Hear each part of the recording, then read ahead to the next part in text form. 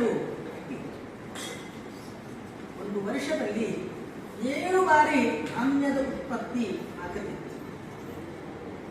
ಸುವರ್ಣ ಭಾಂಡಾನಿ ರತ್ನಮಯೋ ವ್ಯಾಪಾರ 20 ಪುಣ್ಯ ಮತ್ತು 0 ಪಾಪ. ಇದು ಕೃತಯುಗದ ಧರ್ಮದ ವಿಚಾರ ತಿಳಿಸಿಕೊಟ್ಟು ಇನ್ನು ತ್ರೇತಾಯುಗ ಪ್ರಮಾಣ ತಿಳಿಸಿಕೊಡ್ತಾರೆ. 12,96,000 ವರ್ಷಗಳು ತ್ರೇತಾಯುಗ. ಆ ತ್ರೇತಾಯುಗದ ಧರ್ಮದಲ್ಲಿ ರಕ್ತವರ್ಣೋ ನಾರಾಯಣ, ತ್ರಿಪದೋ ಧರ್ಮ, ಮಾಂಸಗತ ಪ್ರಾಣ, ಮನುಷ್ಯ ಉಚ್ಚಟ ಚತುರ್ಹಸ್ತ ಚತುರ್ದಶ ಹಸ್ತ ಅಂದರೆ 14 ಮಾರದಷ್ಟು ಇರ್ತದೆ. ಮನುಷ್ಯನ ಆಯುರ್ಮಾನ 10,000 ವರ್ಷ ಅಂತ ತಿಳಿಸಿಕೊಡ್ತಾ ಇದ್ದಾರೆ.